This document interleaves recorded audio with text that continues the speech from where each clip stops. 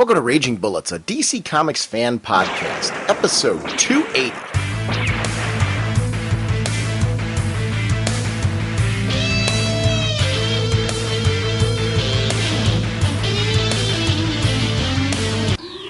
Welcome to Raging Bullets. I'm Sean Whalen, drnorge on the comic forums, and I'm joined as always by my co-host Jim. Still hate metas, but thanks, strange blue dude. So says the sensei of the whatnot, Segulin, and the Duke of You Know. You know, that was one of my favorite ones from that issue, was that comment. I saved it specifically for this purpose, because I really enjoyed that one too. But we're going to be talking about books like Captain Atom #2, Green Lantern Corps #2, Birds of Prey #2, and Wonder Woman #2 on this episode. I'm feeling a little sick right now, so this episode is going to be a little shorter than usual for us. But shorter for us is like longer than most normal rational podcasts. So hopefully you'll enjoy this episode. We are proud members of the Comics Podcast Network and the League of Comic Book Podcasts. Jim, sponsoring us this episode is DCBService.com and InStockTrades.com. I want to shout out, I've been shouting out every episode that for issue number 4, once again, they're doing that special deal. $159.48 is the regular price. They've got a 50% discount if you bundle them all, $79.74. They also have limited quantities available of all of the #2 issues. So if there's anybody that's like, wow, I really wish I'd pre-ordered all of the #2 issues. I didn't get around to doing that. They have them there. So if you go to their website, dcbservice.com, you can still order them, which I thought was kind of a neat thing. I just noticed. So I want to thank dcbservice.com for continuing to support the show. Also want to shout out InStockTrades.com. They have the Flashpoint hardcover. And this is that red-hot, sold-out 5-issue miniseries from Jeff Johns and Andy Kubert. And it's 176 pages. Regularly $22.99, 40% off, only $13.79. So if you like collecting a lot of limited series and hardcovers, maybe you're waiting for this miniseries and hardcovers, get it at that discount at $13.79. That's a great price for Flashpoint. Both sites offer a link to the digital comics. If you purchase, I know from DCBService.com, you get 5% off your total order for the month. So if you're buying any of the Comixology digital, or any from mydigitalcomics.com, that's connected right to DCB Service, you also get that 5% discount. So if you're buying and shopping for digital issues, remember to get them from DCBService.com.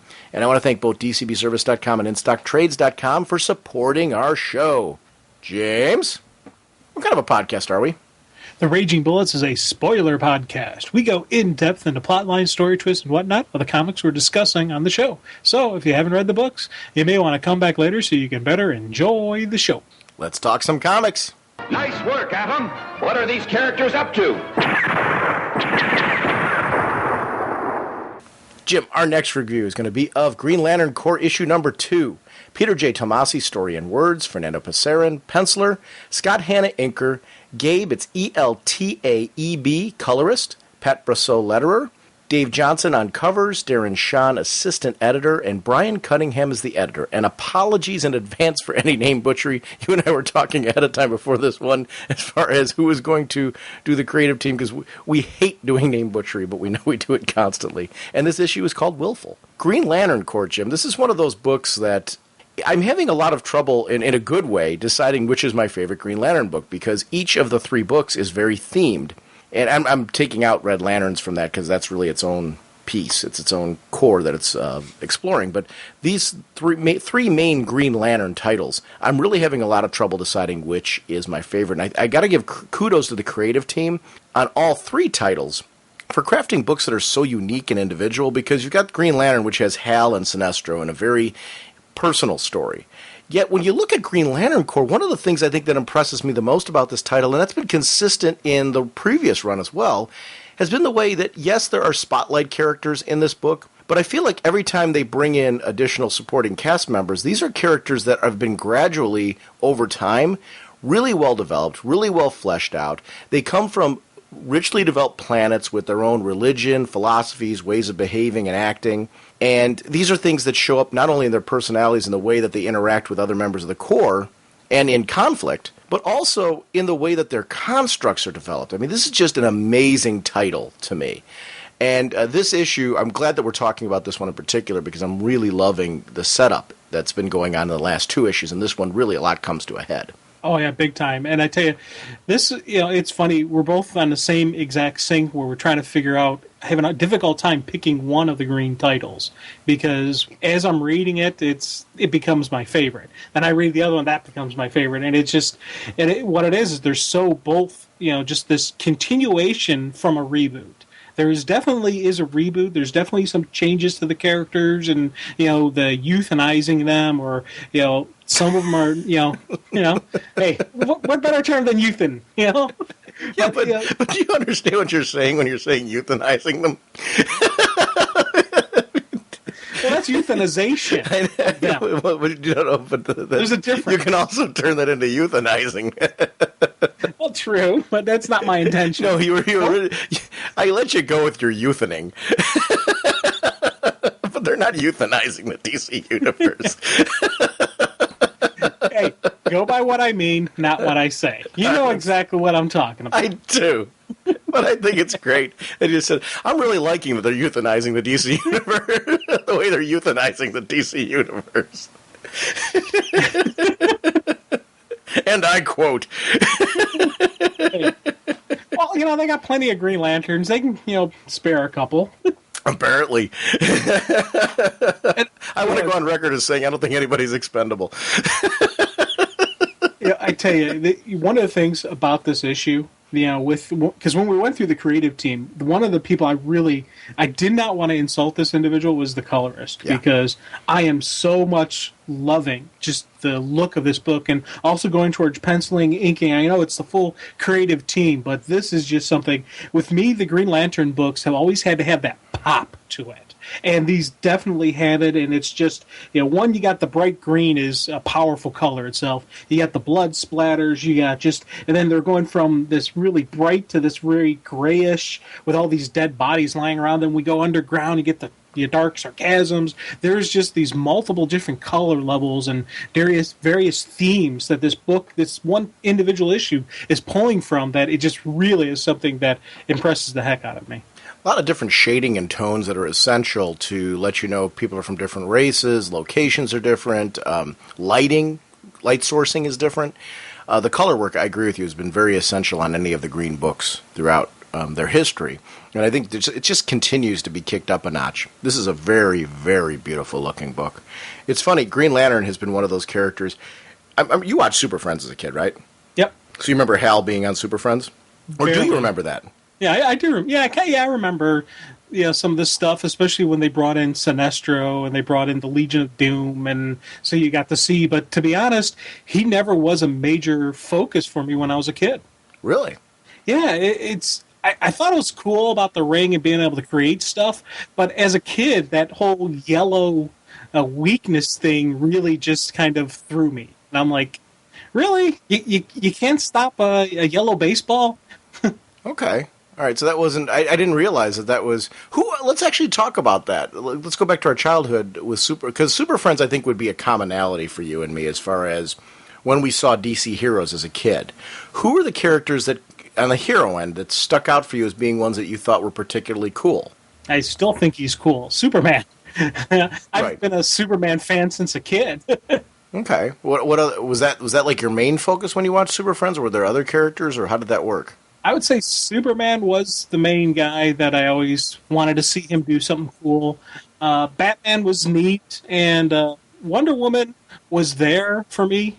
As a kid, I had a hard time just saying, yeah, Wonder Woman's awesome, just because I didn't want my friends laughing at me because I liked female superhero. Okay. So it's funny. I don't know that I had anybody that I didn't like from the team. I think what I liked when Legion of... Because I'd watched so much of the Super Friends leading up to that Legion of Doom era beforehand with the smaller team. When the Legion of Doom era hit, I think it was all the other characters that were being added in that added some excitement to me, including Apache Chief. You know what? I was actually going to throw out some love to Apache Chief. I used to like that guy as well.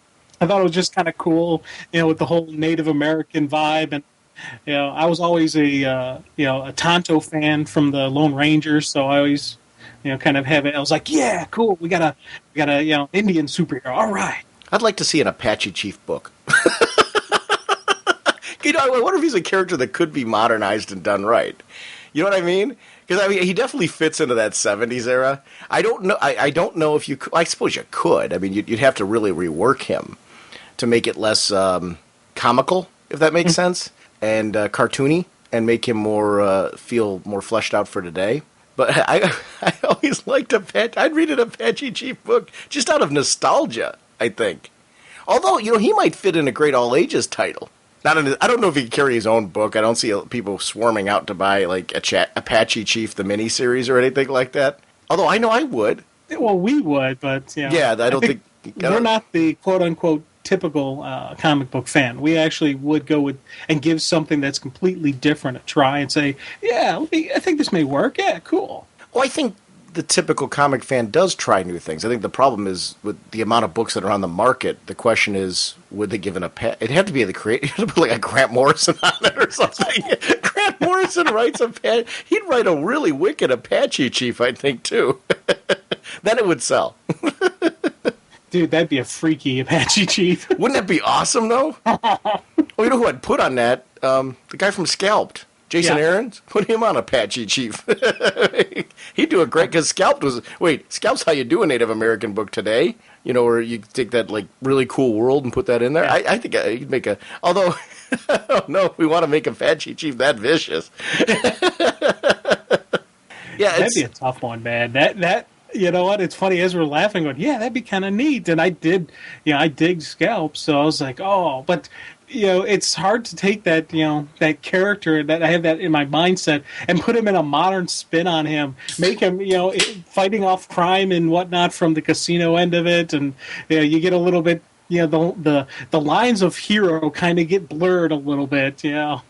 Was that when it converted to Challenge of the Super Friends? Was when all the other, like, Legion of Doom came on board and all that? Was that when the show changed? Yeah, I think so. Okay. That was really, for Hal, that was some of my early exposure to the character. And I loved him instantly. I loved the ring and everything from him. And then it was, most of the appearances I read from him early on were in Justice League when he was on the team.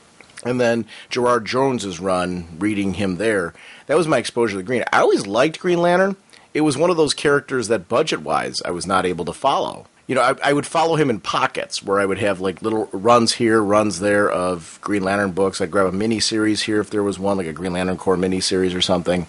But it was a character who I wasn't able to follow every single issue of, but I always liked when I did. So in present day, it's been really great to follow him. And I shouldn't say, I started following him, I think, full-time in the run that led into Kyle Rayner's run. So I read all of that. I had the first issue of that straight on through to Kyle Rayner's first appearance, and then followed Kyle Rayner straight on through. And I loved Kyle all the way through. So that was more of my first full run following Hal Jordan and Green Lantern with the character. Today, it's amazing how this has boomed. It's really taken the world by storm, having 3 Green Lantern books going, having all of them very valid and very rich and very, each one feeling very different and not relying on the other, if that makes sense. Mm-hmm. But yet these titles interact, and you'd be very comfortable having these 3 books cross over with each other, crossing over into Red Lanterns, and having a big event that's contained within their world. Yet they do feel like each month I don't feel like when I'm reading Green Lantern Corps I have to go back and read Green Lantern to understand what's going on in this book.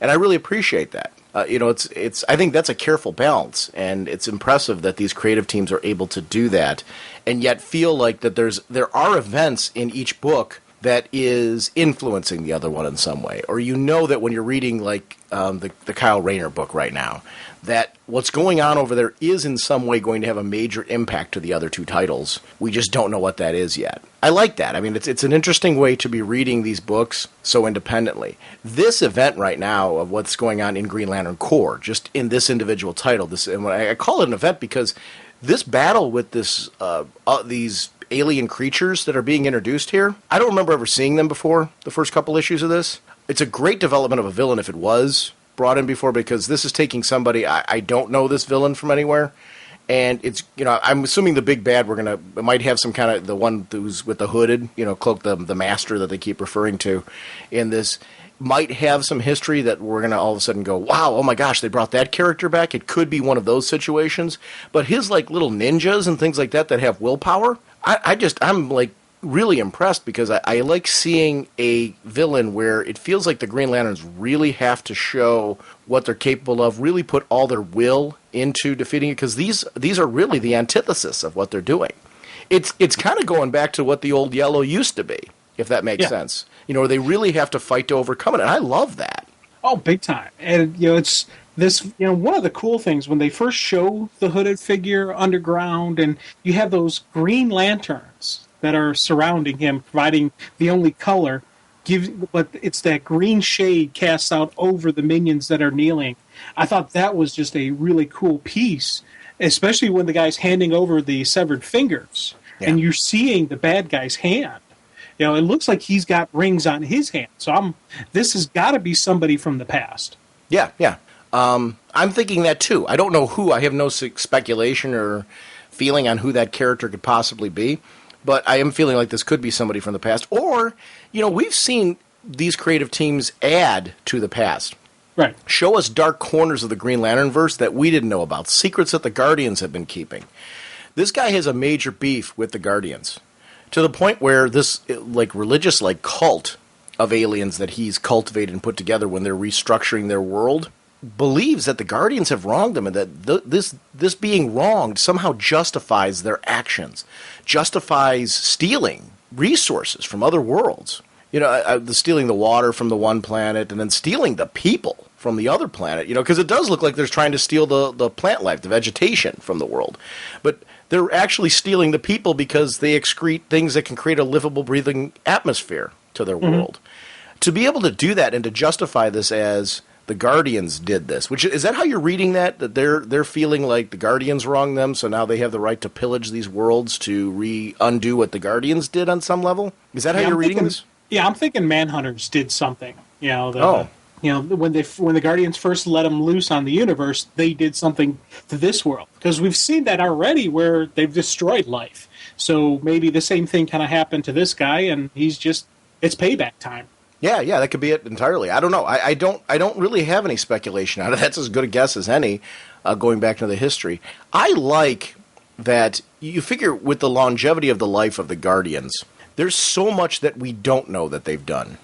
And that's a great thing to play with, because that's got to make the members of the Corps question, okay, what are our loyalties to?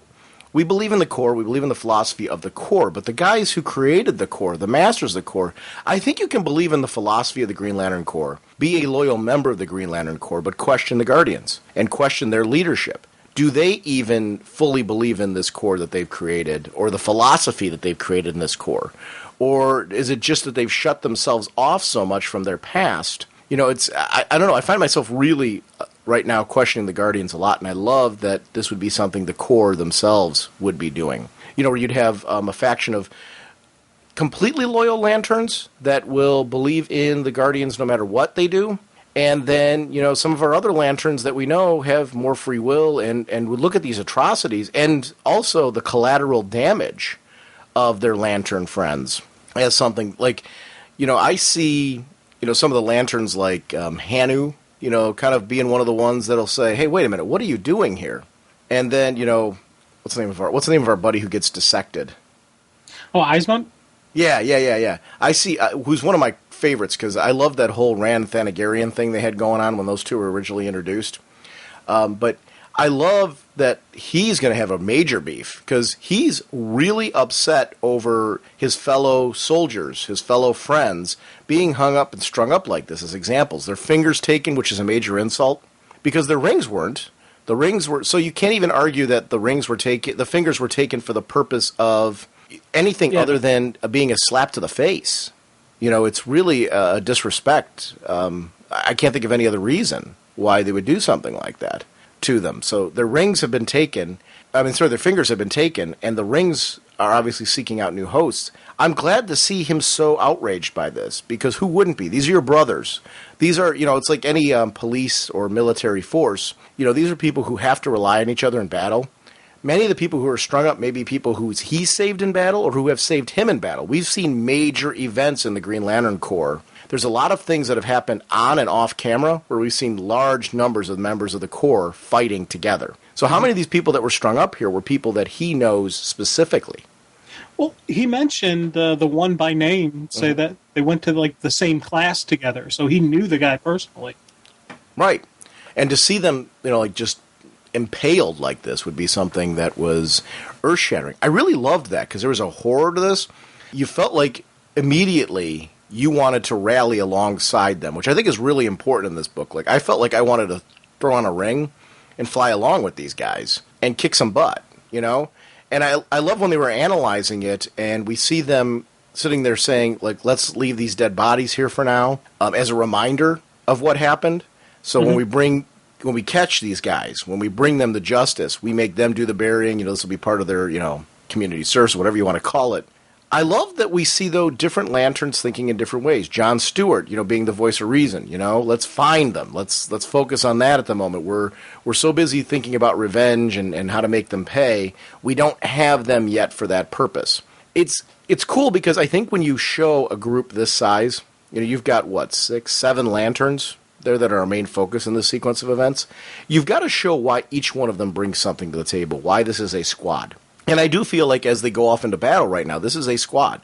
There's something unique about each one that they bring to the table.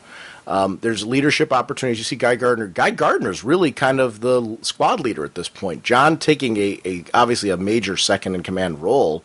But I like how this team just kind of rallies behind. Did you get that impression that was Guy, or am I kind of reading that? Oh no. I've got the same vibe you did, and just the fact that when the team was formed up, it was really behind Guy saying, "Hey, let's take some heavy hitters, let's and drop the hammer on them." So I thought that's definitely Guy's got that kind of a command position.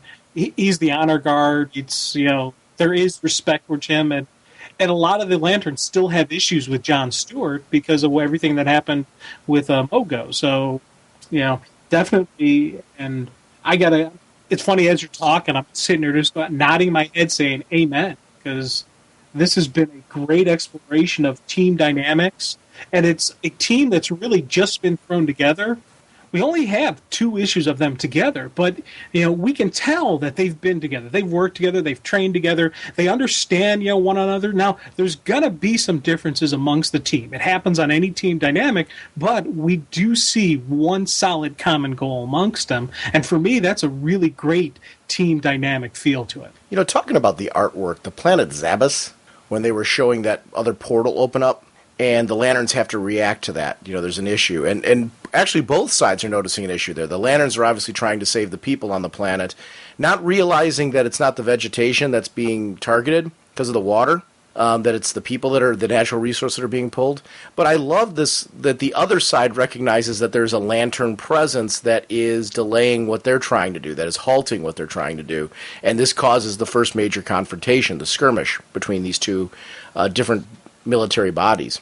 But I loved the rich development, like seeing the buildings and the fact that because they have these huge trees, the buildings are actually formed around the trees. The trees are being used as support structures for this. So this vegetation that we're seeing is so ingrained into their architecture.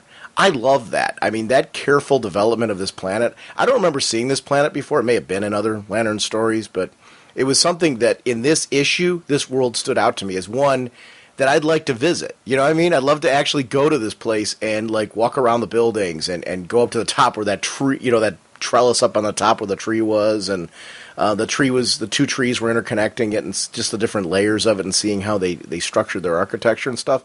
That's kind of cool when fantasy literature like this will take you to these kind of places with that sci-fi element to it and make you want to go there. My favorite Star Wars and Star Trek movies and stuff like that, and TV show episodes of those particular ranges, are the ones where the worlds that are visited are ones that have their own unique flavor. There's something to them that feels otherworldly, that feels different. It was cool. Right down to when we saw the Green Lanterns coming in the background. But the artwork on that was something that a lot of times it's the characters and the action sequences that I'm focused on. When I'm focused on an initial background development panel like this, that is really to me a sign of like, wow, this is a creative team that really got the fine details right. It kind of reminded me of the Ewok Village, but more modernized. Yeah. The Marky Mark version of Planet of the Apes remake, where they had the actual Ape City seemed like a place an actual ape would live, with the integration of the plants and with the buildings and all that jungle feel inside the building. And it's that same type of vibe that you get. And it's something this group was basically, I believe, was just introduced just for this, just to be wiped off the planet. So when you go into that much detail and you have that much off-page thinking about a group that's basically a giant race of red shirts, I got to give compliments to the creative team. I would love to see this planet visited again in the future, though, to see how the race interacts with the Green Lanterns. How do they feel about the Green Lanterns? Because, do they feel the Green Lanterns saved them? Do they feel that they were collateral damage in this war with the Green Lanterns as this goes on? I don't know. I think a lot of times, as is true in any police or military skirmish, I think there are those people who are going to be rational and recognize, hey, these guys just came here to save us. And those other people are going to be leveling a lot of blame. Yeah. I think that the kind of political intrigue is stuff that I get interested in. But I don't know. I really love this. When these guys came through, smashing through the construct, I love villains that look cool, that look like they can hold their own. We didn't really know a ton about their power set yet. I did notice all the green involved in what they're doing, both on their planet initially, like those green little lanterns. They had their own little green kind of like lantern type of things there. But also them with their swords all ready to go. That was something that I just really appreciated right away, that these were villains that looked like they could hold their own even before there was actual action in place. Yeah, definitely a formidable villains. And I was glad to see that the Lanterns kind of had to change up their game plan. It wasn't just they're able to break through the will, so Hanu goes hand to hand with them. And that's the thing I love about this character, that he doesn't need a ring to beat some but he can actually throw down just as he is. And I love seeing him just I don't need my ring, bam, start hitting. Even when he does constructs, building off of what you're saying, his construct, like he used his whole body, like when he was trying to initially grab the trees to keep them from going through, to make a barrier, he made a giant construct of himself holding them back, because that's the way that he does combat.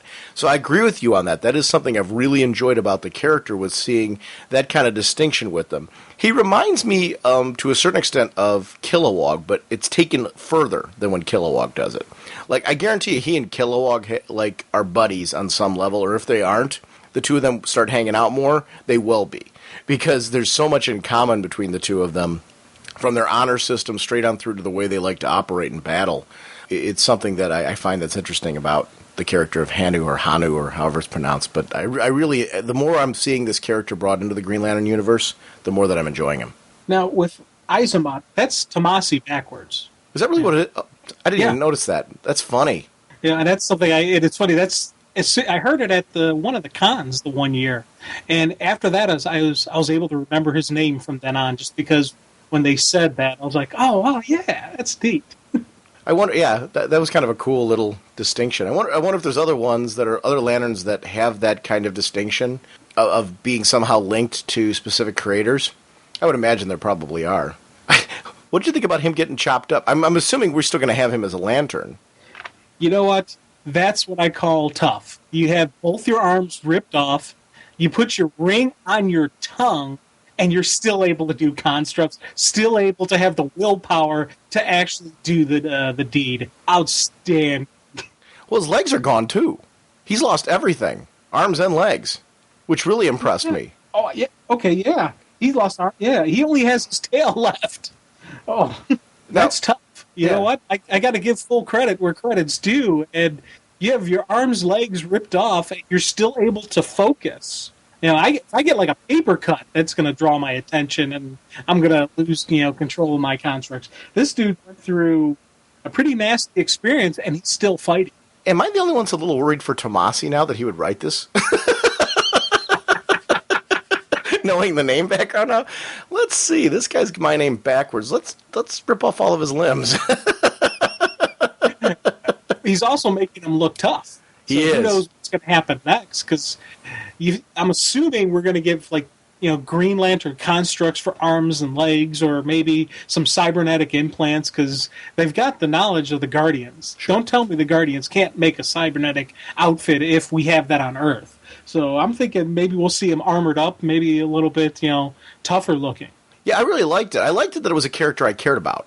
You know, that they didn't just take some nameless, you mentioned red shirts before when you were talking about the race. I like that when this happened to Aizamot, this is a character who now, since, the original series, I should say the series before this one, he has, really strong character development. This is somebody it matters that it happened to.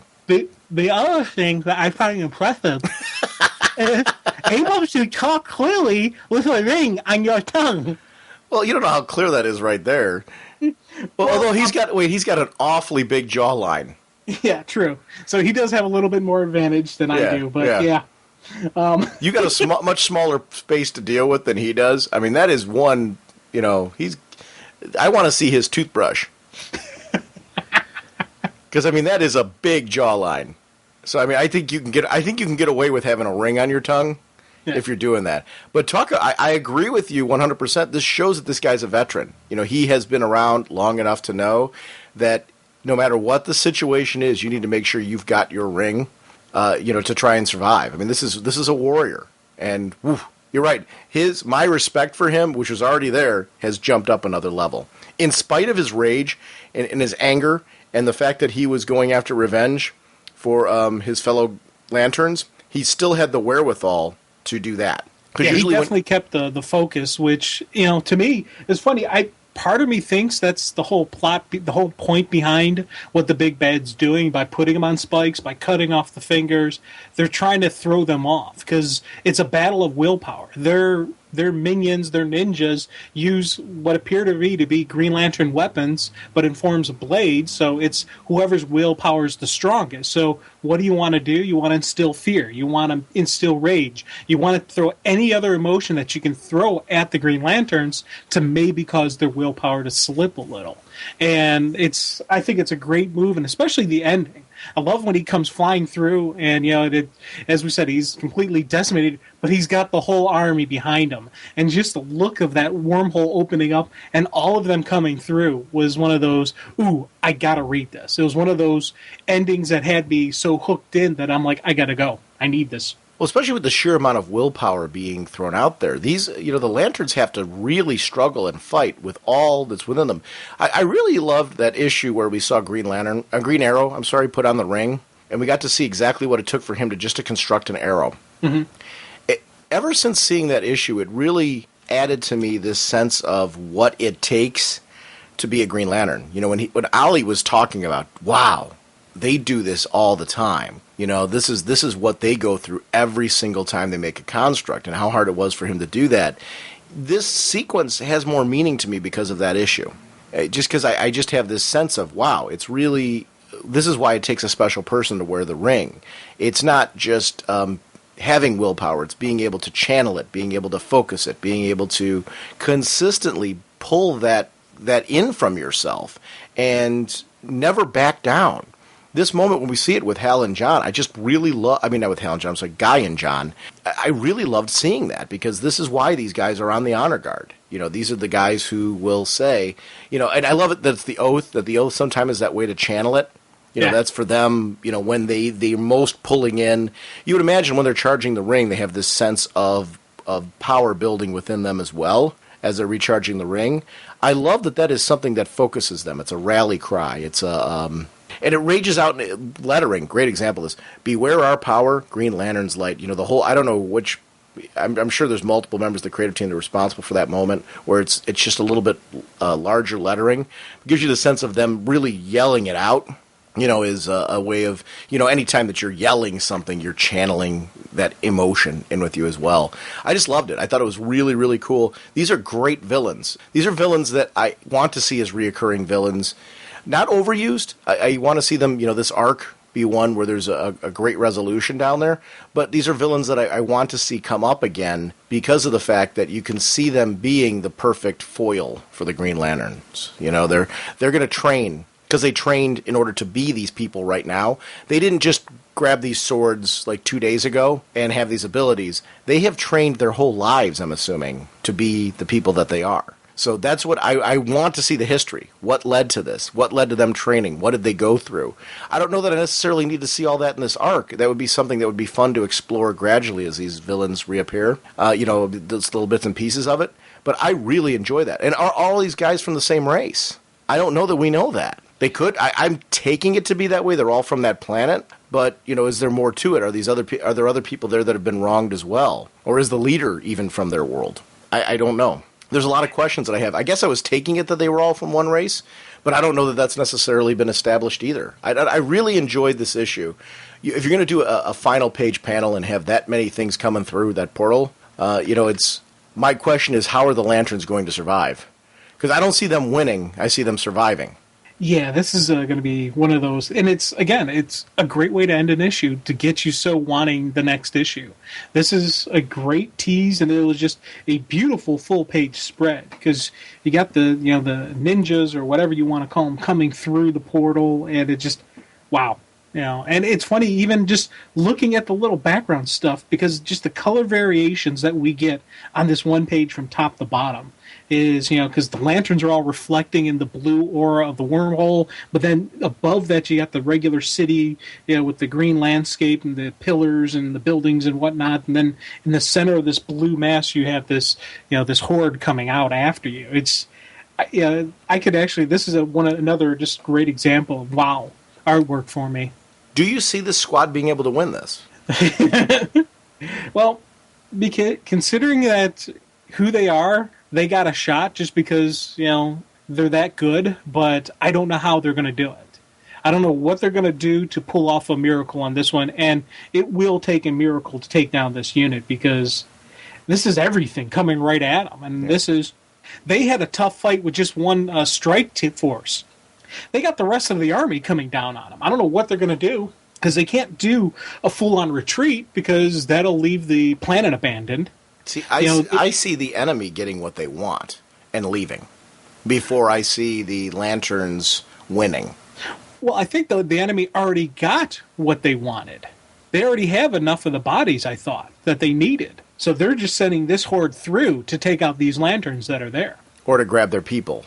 I got to wonder what their focus is. Are they back to grab their people? Or are they back? I don't know. Because how many of the people did they want from this planet? Did they want just a few? Because the Lanterns have protected some. Yeah. Even in that sequence where you've got the battle going on with these ninjas, you see Lanterns protecting some of the populace. So did they want the whole populace, just some of the populace? What was their goal? I think I'm going to be curious. I'm very curious next issue to see what this squad coming after the Lanterns is going to do. What is their focus? Is their edict to kill any Lanterns that they see? I don't know. From what we've seen at the start of this issue, it looks like it, but were they just collateral damage, these other ones, and then given as a gift, their fingers given as a gift because they just happen to be there? I don't know. I'm intrigued. It's funny how I want to know more. I'm intrigued by the whole thing. I actually care. I've been asking these questions in multiple read-throughs of this whole thing. That's great villain development. When I love the whole good guy team, but I'm just as, if not more, interested in the villains because they're so new. And that's a great way to build a conflict up when you care that much about the villains. This is a very well-developed 2 issues of this series. Amen. We are Crystal Men from Mercury. We have no quarrel with you. Our next book is going to be Wonder Woman #2, writer by Brian Azzarello, artist and cover by Cliff Chang, colorist Matthew Wilson, letterer Jared K. Fletcher, associate editor Chris Conroy, editor Matt Idelson, and of course Wonder Woman created by William Moulton Marston. You got a little overconfident there, didn't you? Yes, I did. I was like, oh, I got this one, and I stumbled. What have you been thinking of this book? It was interesting for me. I think I was a little worried about Wonder Woman. Now, when you tell me Brian Azzarello, I'm in. The preview art, when I originally saw it, I'm like, I don't know how I feel about all this. And then when I actually read issue 1, it blew me away. Like, this was a book right out of the starting gate. I just really enjoyed. The artwork that I was worried about initially really captured me. And I think I was also worried by the pants, not pants, pants, not pants thing that was going on. I'm like, are we spending too much time on that and not on the story? And it was one of those where once you read issue 1, it had me hooked. And this issue especially, I'm like, I'm totally seeing my Diana, who I think the character is. Sure, there's some slight tweaks and changes and stuff like that, but the key word there is slight. This is the Diana that all of my favorite writers have written previously. She's there. What's your thoughts, though? I don't. You might not agree with me on that. I'm mostly agreeing with you. It's when this first came out, I did have my concerns because I really loved, Wonder Woman not just being about beating people up. I liked that she was, at times able to solve the differences or solve a problem without going to violence. Whereas the warrior diplomat, the princess, the hero, there is more to her than just being able to kick some serious butt. And I was worried that we weren't going to see the multiple factions of Wonder Woman in in this character, just from all the commentary, the pre-commentary I'd heard. Now, as I'm reading it, I'm still seeing the duality of the character. I'm seeing a younger Wonder Woman, so maybe she's not as diplomatic as she was in the Gail Simone run, which is always going to be my comparison of any Wonder Woman that I read, because I was so in love with that character and just what I was getting from that story. But there is still those factions of that Wonder Woman who isn't just about killing people, who isn't just about beating people up. Yes, she's tough. Yes, she can do it, and yes, she is a warrior, but there is more to her than just that. There is the thinking side to her. There is this nobility, just she's the protection of the innocent.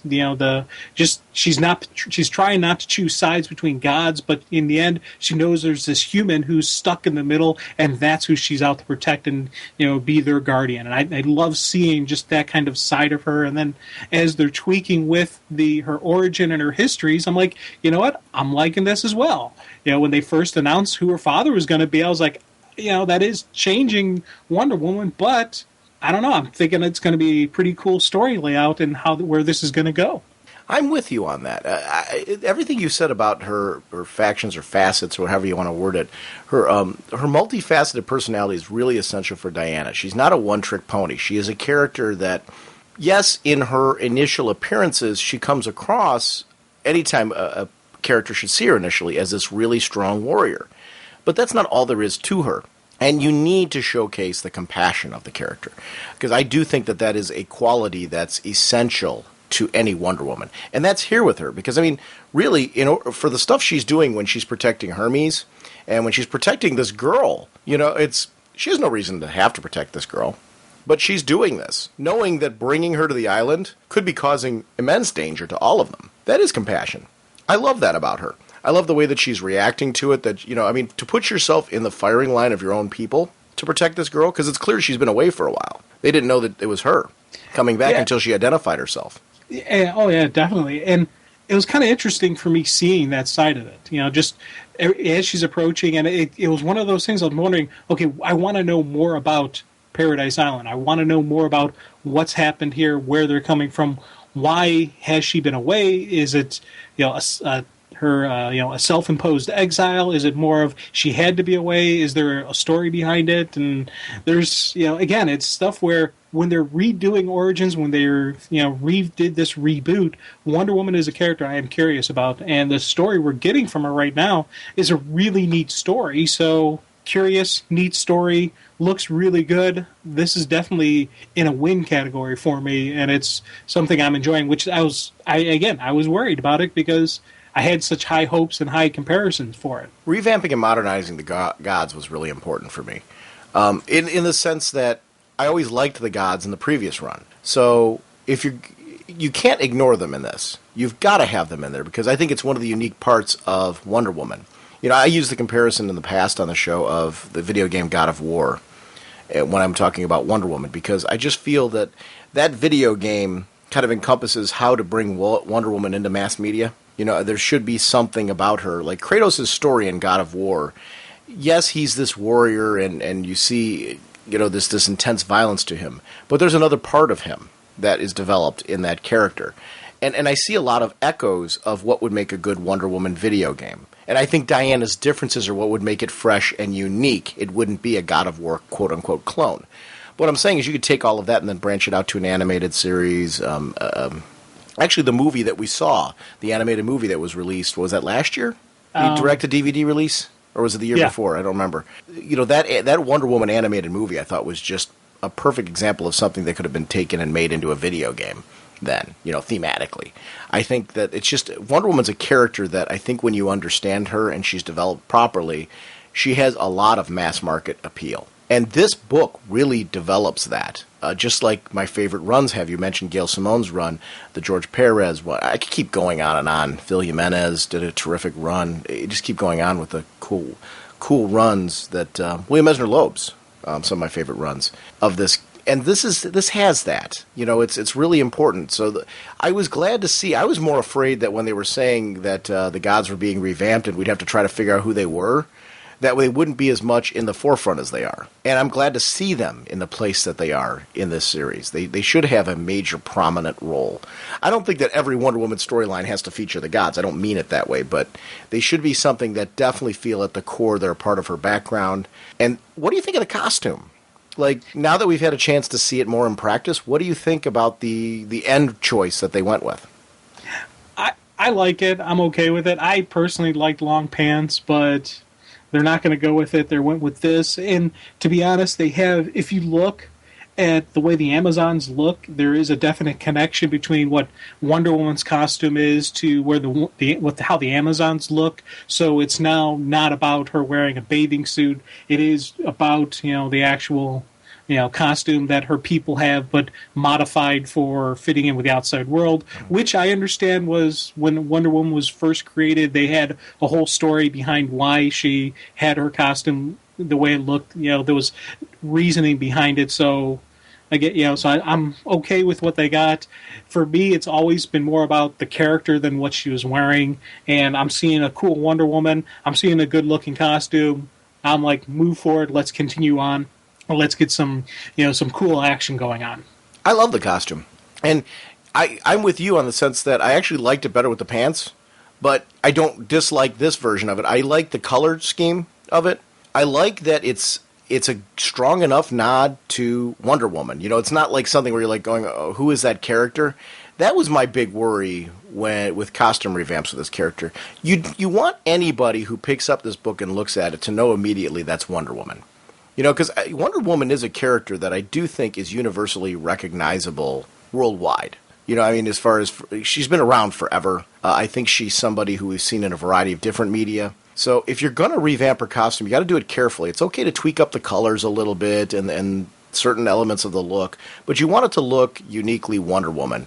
I think with pants, without pants, this costume has done that. And it stood out for me as something when it first hit, even with the pant look. I'm with you. I liked it with the pants. Yeah. I'm like, oh my gosh, that's really cool. I have no issue with it.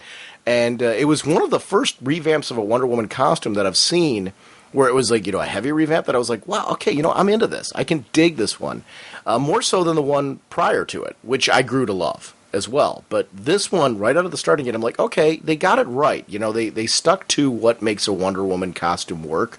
As far as the twin W's and the stars and those elements to it, because I think you do need to keep this character relatively universally recognizable. But you can do tweaks to her like you've done with Batman over the years and Superman over the years, and modernize the costume without losing that. And I think that was the important choice in this. I didn't feel anything was lost in this design, and I quite like it. I like the fresh feel, which really works for me.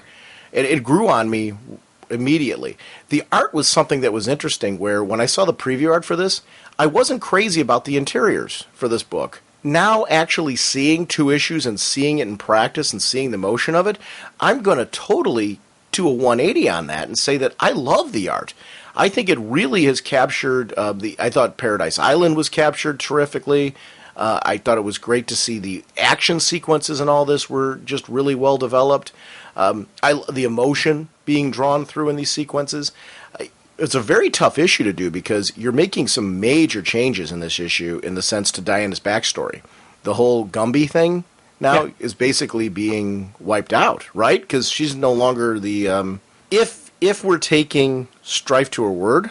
Well, she still kind of is a lump of clay, but I don't know if Zeus takes that lump of clay that Hippolyta is laying next to and does his thing to that, or if he actually impregnated Hippolyta and she just said that she made the lump of clay and was born, and she didn't want to admit that she actually gave birth to Diana. I don't know what the actual is going to happen when they lay that out. Right. See, I guess I'm taking it as I'm wondering if the whole Gumby thing is now done because of this. I might be wrong, Because you're right, there is that possibility that's being thrown out there that maybe what we're seeing with Hippolyta isn't actually what really I don't know. I actually like the mystery, so I have no problem with that. I don't mind them adding elements to change the character's background, because you're not contradicting anything. What you're telling us is what, for years you've been told this, but here's what really happened. So they're not like going back and wiping it out. We've been told that for years. Diana's been told that for years. This is what actually happened. I like that. I don't know. It's something... I don't mind when they go back and... Do you mind when they tweak origins like that? Depends on what they're tweaking. Like, this, when I first heard that Zeus is her father, it didn't really... I wasn't like, oh my god, this is terrible. Did not have any type of emotional reaction to it. It's like, oh, okay, I'm curious to see where they go with it. How is it going to be? And it was something I accepted right from just from the go. I was okay with. But if they were to tweak, like, Superman's story, there'd be issues I may have with that. If they were tweaking Batman's story, I may have issues with it. There are certain characters that I would have an issue with it. Wonder Woman, the amount of they're doing now that I'm seeing her in practice, I'm okay with. It's one of the things that I like is there's this reference to her being the perfect Amazon because she had like this divine creation to her. That's the way she's been viewed. How are her people going to view her now when this comes out? Because I take it this is coming out right here, right? Like, yes, her people know Strife's making it public knowledge now. And the look of shock on people's faces, like, huh? There's definitely... And it was funny because even Hippolyta earlier is saying how, you really don't want to incur the wrath. You don't want to incur Hera's wrath. You don't want her jealousy. You don't want to have those type of problems, rain down on you. And... right here, they're getting A1 problem. The one, child of Zeus is protecting a lady who's carrying another child of Zeus. So that's big time. It's, compounding the issue. And I'm kind of curious to see where this is going to go and how they're going to, if this is going to be further future stories where the Amazons are going to have issues with Diana being there. Is Hera going to be mad at them? Is Hera going to punish the Amazons? Is she going to, because in those classic Wonder Woman stories, it was always Diana versus Ares. Well, now if we're getting Diana versus Hera, that's going to be same type of vibe, but there's definitely going to be different story elements being utilized, being that it's Hera, not Ares. And Hera didn't know, right? If this is true, Hera did not know. Is that the way you're taking this from that last... We're only seeing one panel of Hera's reaction, but I'm taking that as Hera did not know. Oh, I'm taking it Hera did know. Really? That look of anger on her face is, more of just look of anger. I don't think that's shock and surprise. Because I couldn't see Strife knowing something that Hera didn't know. But what if Strife was keeping the secret to reveal it? Because, see, this fits kind of Strife's M.O., keeping the secret to reveal it at another time. Because I can see Strife being the type that is reacting to that information. I guess the question is, do we believe the Lasso's working on Strife? No. You don't? No, I don't believe it at all, because I think it's the whole power of the gods and whatnot. Okay. I just think Strife's using that moment it's a great time for her to drop her bomb and, do what she does. She's chaos and, discord. She's, anarchy. It's, what she does. So this is a great time to drop it, which, of course, means, is she telling the truth? There's always going to be that question. I think she is, and I think it's, an interesting play on it, but I don't think Hera didn't know, just because who Hera is. See, I'm thinking there's a possibility that Hera didn't know, and I think that the whole Gumby story was crafted to keep Hera in the dark. And you know what? I'd love that. If that's the case, that would be wonderful, because, again, that would be a nice play on Hippolyta trying to avoid trouble and avoid issues, and knowing that Hera would be mad if the truth came out. So let's, throughout the story, let's, have the gods, sell it for us. And here's my point. Here's my point, though. I'm sorry, I didn't mean to. Here's where I'm seeing it. My queen, you seem troubled. Fear. That's the word that describes my feelings, Dessa. But why? Hera knowing a bastard of Zeus on our island, tell me what's not to be afraid of. If Hera knew this all along, why would Hippolyta be afraid now? Like, wouldn't she have always been afraid? If Hera knew and Hippolyta knew that Hera always knew, wouldn't she have always had that fear? Now she's saying because this bastard of Zeus is on the island, we have reason to be afraid. So if she's thinking that Hera always knew about Diana, I guess that moment right there is convincing me that Hera did not know. Now, I don't know whether this story that Strife's telling is true or not. We're going to find that out. But if it is true, Hippolyta made this whole legend, this whole cover-up to keep... See, I take it as she did that to keep Hera from knowing. So that way she would not rain down on this island. You know, actually, and as you're talking, I'm like, that makes a lot more sense. That does. The question is, how did Strife find out about it? Or has Strife known all along? You know, how did she get her information? Or is Strife making the whole thing up? Yeah. Again, very, you know, her being a god, I don't think the lasso has enough power to make her tell the truth. Mm-hmm. And I think it's just Wonder Woman trying to do her thing to try to get Strife to break off the spell that she's got on the Amazons. I don't think there's one possibility here. That's what I like about the story. I like that this is a well-crafted mystery. Because you can see a lot of different possibilities. You see a lot of evidence that could point one way, a lot of evidence that could point the other way. So it's an interesting tale because I'm really enjoying following, like, what is real, what's not. And do we have any confidence when, what's revealed next issue isn't something that necessarily down the road we can find out was all bunk. You know, I don't know. It's always interesting to see stories like this. I want to compliment the action sequence with Diana against her sister, where the two of them are fighting. You know, when I say her sister, I'm talking all the Amazons are sisters. When the two of them are sparring against each other. I love those sequences. You know, the various angles that were thrown in, the close-up shots when necessary, showing the balance. You know, you're talking about you're jumping from one log to the other. You're flipping from one log to the other. You have perfect motion in the air to land on these things with balance enough to be able to have a counter move in place in that sequence. I really love those trade-offs and exchanges. You know, I'm used to seeing martial arts and combat like that a lot of times in Bat books. It's so fitting to see it here because it looks differently. It should look differently. But these are trained warriors who've crafted themselves their whole lives for this purpose. Two people who clearly have a lot of respect for each other and their abilities. Just proving each other on the battlefield. And I love that. I mean, it was something that just kind of stepped up the game for me of Wonder Woman, seeing that again. This is what I like in a Wonder Woman book. You know, it's making sure you have the right balance of what you said, compassion, emotion, and all that, but you better have some really good, high-quality thinking action. It's not brutality action. It's thinking warrior action, which is a distinction for Wonder Woman for me. She needs to be a thinking warrior. I don't want to see, you know, me, Wonder Woman, ugh. You know, that's not Wonder Woman at all to me. She's not all about combat. And this kind of combat, the way that it's presented here, is well thought out. It shows an intelligence. It shows a different kind of emotional strength in that. And that's essential to Wonder Woman to me. Oh, yeah. And this whole this 2-page spread, you know, you're talking about just these great action sequences, but it was funny because this was one of those pages that I went back to a couple times and was just taking it in and just absorbing the flow through the different panels. And the couple stuff that really I loved was just the improvisational fighting. You know, the staff gets cut in two, so she takes it into two bow staffs and she's fighting that way. And then at the end there, as she trips up her sister who's falling, she reaches out with the hand and catches her, you know, and it's that cool look between the two of them, like, hey, I got you. Yeah, you know, great fight. It was that really neat camaraderie, that action, just that whole sisterhood, fellow warrior code vibe going on. But that bottom stretch where it's Hippolyta doing that whole, you know, what she's afraid of, I didn't notice this until like the second read through. Yes. You can see the little red fireball that's landing, that is Strife, in the upper corner of the one page, then a little bit closer to the ground on the next page.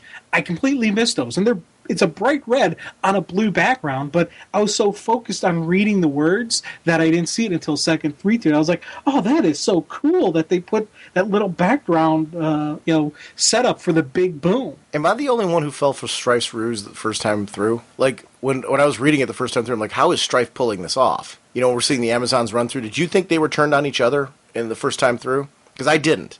Not until it was revealed. And then I was like, oh my God. I flipped back and I reread it again while in my initial read-through. I was fooled, though. I'm going to totally admit that. Strife's ruse got me, too, the same way that it got the Amazons. So cool to read it through again when I read it through another time, to see that sequence walking in knowing that that's what Strife was doing and to see it laid out that way. But did you get fooled by that, or did you catch it right away? I got fooled by it. I fully admit it. It wasn't, and actually, it wasn't until I saw, Alika with the reddish orange eyes that I'm like, oh my god, she's using the whammy bammy kind of, and I'm like, oh. Then immediately Diana's saying what's going on. I'm like, oh, that's beautiful. That's brilliant. Because I thought Strife had agents or something. And I thought Strife came in with an army. I'm like, oh, who are they fighting? Ooh, that's some, this is some wicked fighting. Because I see all these massive arrows turn the one Amazon into a pincushion. Another one's getting gutted with a sword. I was like, wow, she came with an army. And she didn't. She made them fight themselves. It's absolutely beautiful. Now, here's one thing that is leading me to believe that what Strife's saying might possibly be true. Is Diana the only one it's not affecting? Yeah. Diana's the only one who is able to see straight and think clear. So why is that? Because she's the daughter of a god. That's my guess. Or is a lasso somehow influencing? Because I'm looking back through. She didn't have the lasso in her hand through the entire battle, though. So no, she had it on her hip. Yeah. I don't know. Now, one of the things that did have me chuckling. Wait, hold on. I just want to say one more thing about that. That could also be explained by her being, a claymation baby. Right. That she's the perfect Amazon. So it doesn't have to be that she is, the true, that she was the daughter of. Zeus could have brought her to life as a clay baby as well. You know what else it could have been? Mm-hmm. Only people who directly attacked Strife were affected by Strife's spell. You think about it. Diana went out to investigate what's going on. The others are going on the warpath to attack Strife. It could be the whole thing that Diana never directly, because she said, Diana has that whole line, "You're attacking yourselves." Well, what do you expect, Princess? They attacked me. Alika didn't attack Strife, though. I'm not seeing Alika attack Strife anywhere. I'm just trying to go off of I'm looking through the pages because you're posing an interesting theory, which is why I'm looking, and I'm not seeing a point in time where because Alika was put into the same spell, so I'm not seeing a point where she attacks Strife. I don't know. I'm not saying that's wrong. I don't see where that happened, though.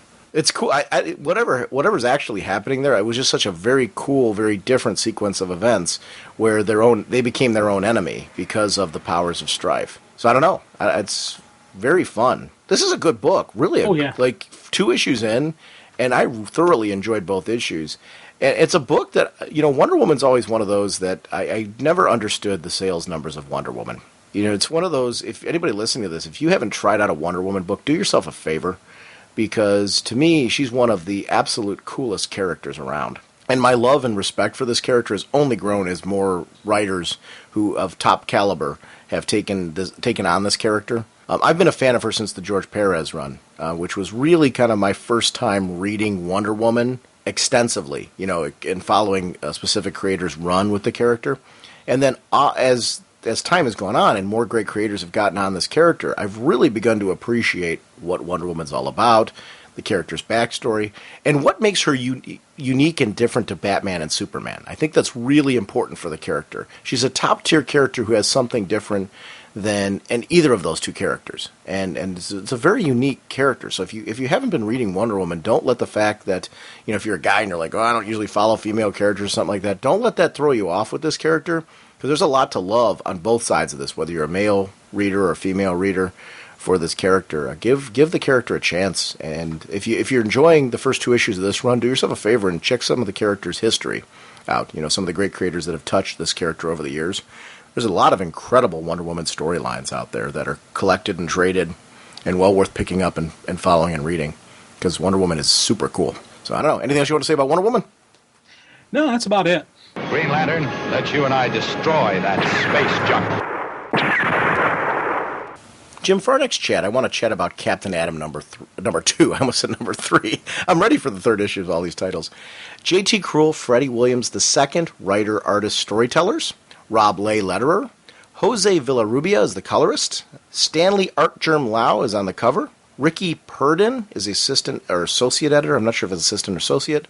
Rachel Gluckstern is the editor. And Captain Atom is one of those books that, right out of the starting gate, Jim, for me, the artwork really impressed me. And let me tell you why. First of all, I knew that from just various interviews that I had seen at conventions that Freddie Williams was going to be doing this kind of new ink wash kind of thing with Captain Atom. So I was expecting that. That was something that was discussed. I didn't expect See, one of the things that I've always loved Freddie Williams' art. We've had him on the show multiple times. We've talked about his work on Flash. We talked about his work on Robin, which you and I got gaga for this guy over his work on Robin. That was something that really just for us just made us immediate fans. There was something about his style on that book that just extended over into any other work that he's done since. This one, I'm so impressed because we're seeing a different art style from him. Not just with the main character, but the entire backgrounds, the supporting cast, everything. And I'm really impressed just because, to me, a true artist is somebody who tries to expand their horizons, show people something new in every project, and really tune and cater their artwork to the project and to the story being told. And that's so being done here in this artwork. I'm endlessly impressed by the consistency of his artwork in all of his projects. This one in particular, though, he really just made me go, wow, all the stuff that we've seen him do that I'm just blown away by. And he could have used that same art style here. We've seen it in JSA All-Stars and other books that we've just thoroughly enjoyed. To see him do this with this character, though, and a story where you've got a guy who has trouble keeping it together, for lack of a better word, that is something, and I love seeing with this particular character of Captain Atom, how that doesn't just affect his day-to-day life, it affects how he's viewed by the world in general, from heroes to the general public to everything. I talked earlier on in this episode about how one of the things I'm liking about the commonalities of this DC universe is that this is a world that doesn't immediately trust these heroes. These heroes are having to establish themselves and to earn that trust because there wasn't a JSA beforehand. So we're seeing a lot of ground floor situations where we're seeing kind of what the JSA had to go through to develop trust, if that makes sense, over time. And I like that this world is reflecting. This is where it feels like it's part of the same shared universe. Do we need a Batman appearance in here right now in order to make me feel this is a part of the DC universe? No. What we need is to see that the theme of the current DC universe is being reflected in this book and utilized in a storytelling way that just makes this book very cool. I really dig it right now, but the artwork for me just blew me away. It did it especially in the first issue. The second issue, it took it to another level, just because I'm paying so much attention to what he's doing in the foreground and in the background. Like I said, it's not. I guess I was expecting to see something so different from Captain Atom. I didn't expect this artist to do that with the entire world surrounding the character, and I'm really impressed. It's a great book. The writing on this is top notch. It's a character who I immediately like. This is a character who I would not want to be, but I would want to be his friend. I would want to do something for him. I feel he's a true hero because of how he reacts to it. But this is not. I mean, his existence, how he's keeping it going, it just is amazing to me. What do you think? What are your thoughts on? I'm rambling on, but it's because I love this book so much. What are your thoughts on Captain Atom? What are you liking about this book? How is this fitting in your stack? Well, again, as you were talking, I was doing a lot of nodding because this was another one. This was a title that, I went to issue 1. I was like, oh, okay, yeah, this is neat. I was on board because of the creative team. I knew I was like, okay, I got to get this because of that. And then as I'm reading issue 1, I was getting more locked into it, just the story they were presenting. Then we go into, everything continues on into 2. And this issue was the real issue that cemented Captain Atom in my, upper stack, because I'm loving seeing him deal with the fact that he doesn't have a lot of control over what he does. He has control. He's learning what it is. It's not something that, boom, instantaneous, I'm locked in, I can do this. He was an Air Force captain. He wasn't a, scientist. He wasn't a big brain. He even admits earlier on in the books, like, hey, I'm no scientist. Math and science were not my strong suit, okay? But he's in this world where he needs to have that knowledge, where it is about the chemical balance, it is about chemical reaction, and I like seeing him struggle through this. Again, a realistic reaction to a very non-realistic possible thing. This could never actually happen to a human being. But guess what? Because they're putting a humanistic side to it, I'm believing it. I'm in on this. I want to be part of his team that helps him figure out, hey, what about this? Why don't you try this? I can feel for the people who are there, the people who are on his side and the people who are against him, who are right there. It's a really great combination of elements that pull you in, and it gets me thinking off page on other stuff that could happen with this guy that maybe it's in between issues that's happening or just general background. I'm sitting here wanting more info on him. I want to read more. I want to read issue 3, 4, 5 plus. I'm locked in on this guy. I agree with you that issue 2 is the one that started kicking this book up a notch for me. Not that I didn't love issue 1. I loved it, but we did our top 10 list. I didn't have this in my top 10 list. Yeah. It wasn't because there's a lack of quality on the book. It's just Captain Atom's been one of those characters that I've never been a huge Captain Atom fan. I haven't disliked the character. I've enjoyed his appearances. I've liked him on team books. But he's not one of those characters I've been like, wow, I've really got to follow Captain Atom. That being said, with issue number 2, I'm becoming a Captain Atom fan. Oh, big time. And I think this is a book that issue 3, you were mentioning 3, 4, 5. I think as the more the story develops and I get to know this character more, that's going to increase to the point where, if this continues booming the way it is, Captain Atom could be one of those top tier characters for me where I'm like, I could never part with Captain Atom. And I would, as of right now, with issue number 2, I would have a lot, if I had to budget-wise cut down my DC books right now, this is a book I would have a lot of trouble dropping. I'm with you that I don't know that this one hasn't made my top 10 now. You know what I mean? This is one of those books that I think now it's really stepped up that much that I would really have to reevaluate my initial list right now, and I would have a lot of trouble not finding a spot for this book. And it really is because it's the complete package of great writing, great story, a character who I'm growing to really care about. He feels very human. You mentioned that the human side of him, that he feels like a guy that, I want to give him a hug. I'd be afraid to. You can give him a hug. I was just thinking, a fist pound right here, Bo. Well, I'd be afraid to do. Wouldn't you be afraid to do that too for the same reasons? I don't know what would happen if you did that. I think that he can focus and concentrate more just if it's just a fist to fist contact as opposed to a full on hug. But do you know? I guess here's my question, and this is one of the realities I like about this whole thing. I don't know what kind of residue this dude leaves behind when you have physical contact with him. No, what I'm talking about is seriously, radiation levels, things like that. I'm not making a joke out of this. I'm being dead serious. That's what I find it's interesting about this book.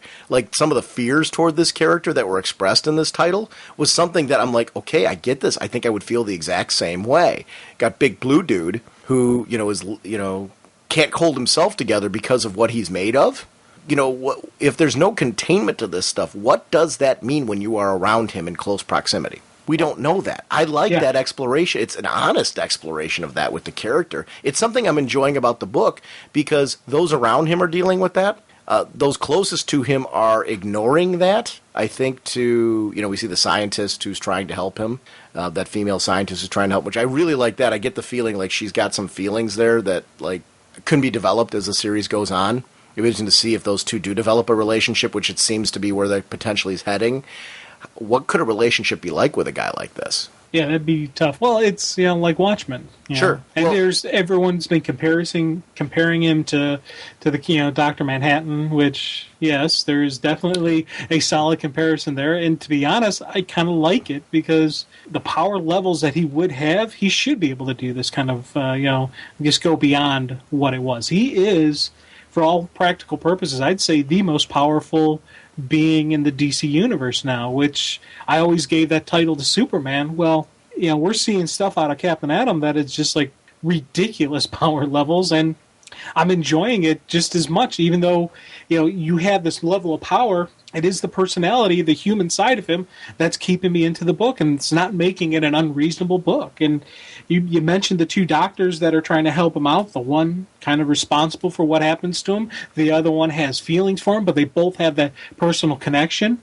When he first pops into there after he gets flooded with just the various electrical communication that's out there, that room, how many people were freaking out in that room? It's like, don't let him touch me. Hey, he's not contagious. Relax. And there's concerns about him, and I can't even say that they're far-fetched concerns because, you don't exactly know what we're dealing with. And it's that wide emotional variety that I would say isn't unreasonable, but... Yeah, it's not unreasonable, but it is unreasonable that it's a tough call. Wouldn't you be concerned, though? Wouldn't you be? Just coming in there. I would be, but as a reader, I'm like, you don't have to be, man. It's okay. But if I was in those shoes, if I was one of those guards, just a regular, everyday guy standing in that room, I'd be a little bit nervous then and there going... Well, what's going to happen? Am I never going to have kids again? Am I going to grow a third arm or something? There's definitely should be that fear, and there should be that concern from people. And I like that we see that, but I also like the fact that we have those who aren't afraid of that, those who are like, there's nothing wrong, relax. Whether they actually believe that or not, I don't know. But I love the fact that they're throwing out that calming influence. Yeah, I loved it. That's one of the things that I really dig about the book. I think everyone would react very differently to that. I don't think there is one reaction to the whole thing, which is something that I'm really enjoying about how this book's being developed in the character. I like that this world is suspicious, though, because of the fact that he instantly disappears. He saves everyone and he instantly disappears. What's he hiding? And then the question becomes, did he cause this? Is he the one that caused it to begin with? That is very real world to me, because when he first gets that kind of connection with, the radiation of the world and connecting through, to the internet and to newsreels and things like that, where he's being called by some people the best hero ever. But then other people are like, what's blue and has meltdowns? And then, pounds on Captain Atom from Twitter. What's blue and is a meltdown? I fixed it for you. That's very typical internet reactions. Like, somebody will throw that question out, and then somebody's got to take it to a more of an extreme negative than that. Captain Atom is trending. Thanks for saving our butts. But then you have other people, don't trust him. Worst save ever.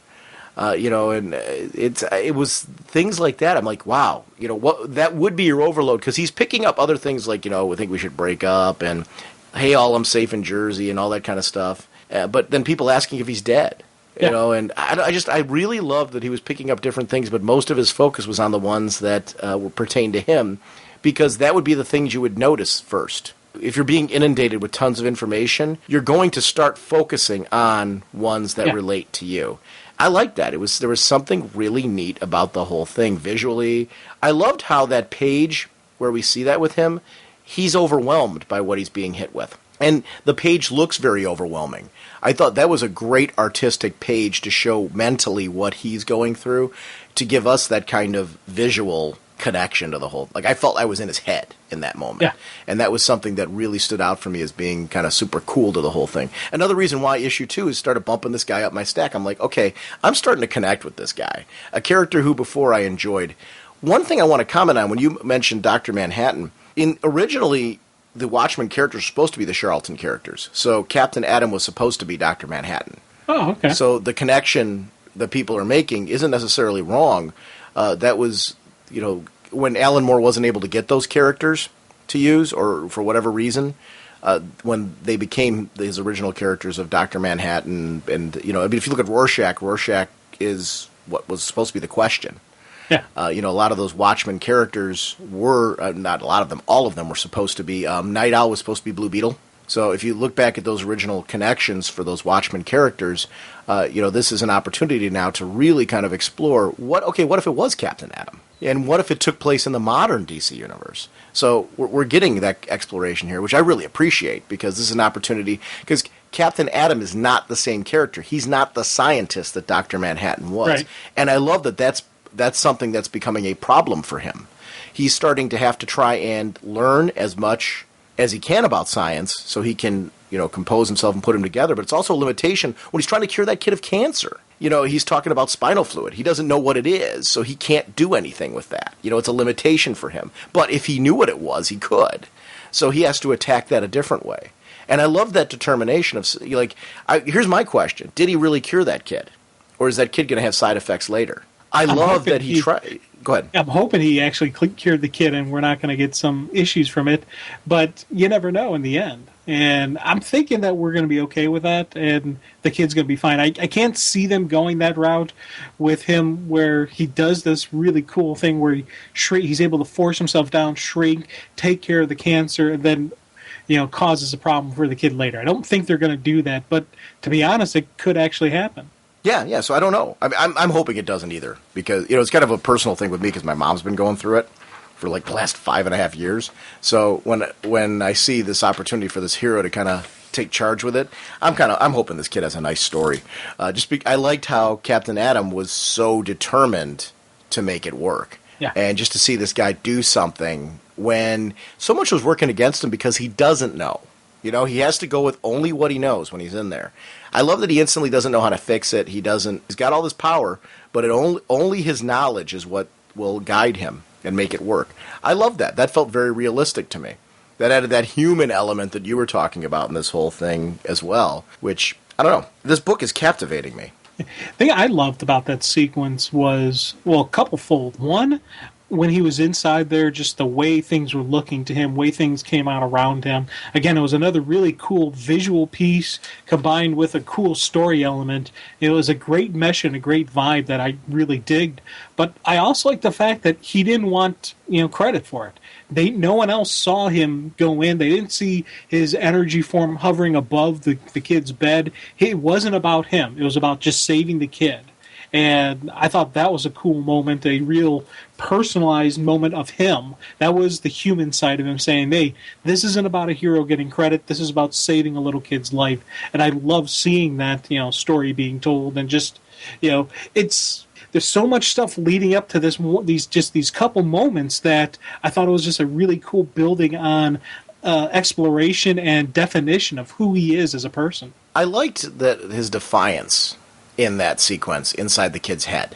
Like, he knows that he's being attacked as the wrong organism, but he's not going to give up. He's not going to surrender. And, this kid is... I got news for all of you. Today's definitely not going to be that day, and neither is tomorrow. That was such a beautiful bit where you saw his powers acting out in that sequence, and him focusing on killing all of the cancer cells that he could find in there. And it was just something that, to me, I was like, wow. I just super impressed by that.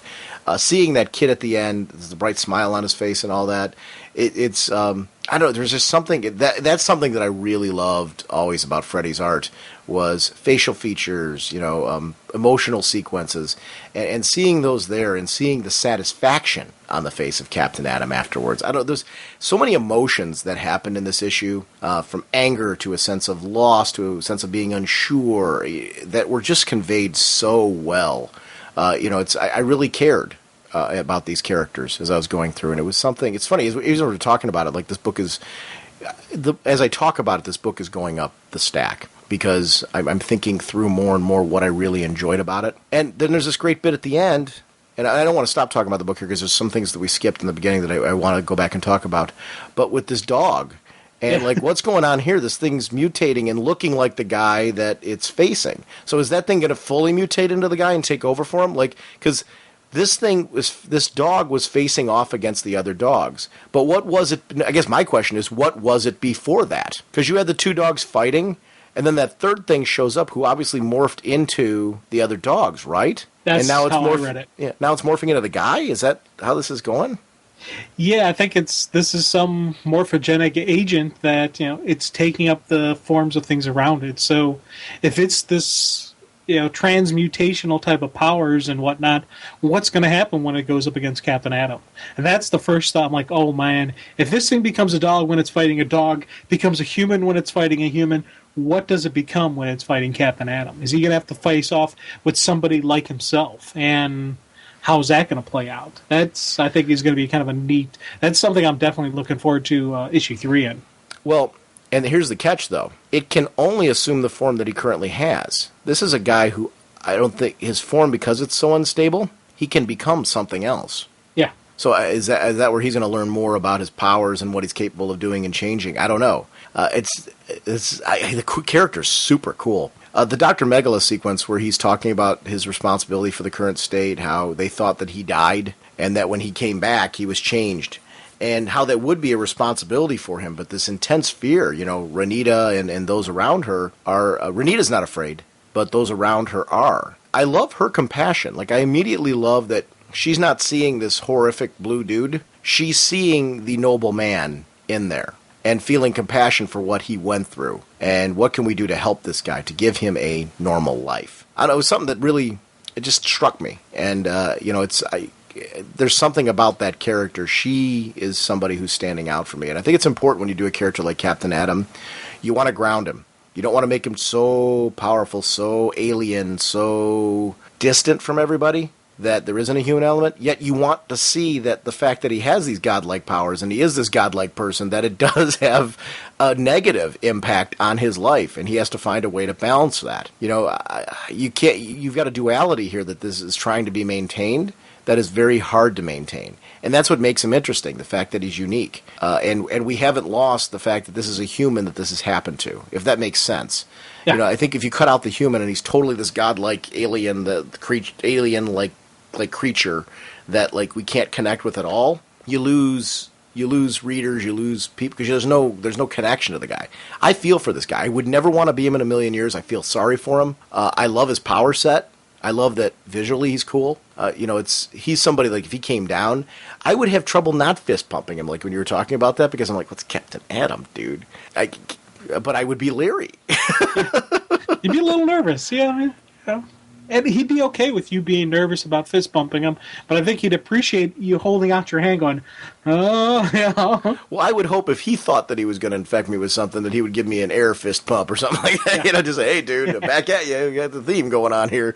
And I think he would. But I don't know that dude knows whether he's contagious or not, because we know that he doesn't have, the science understanding. I think that's what I like about him. There's flaws to this guy. He's got all these godlike powers, but they're limited by what he knows.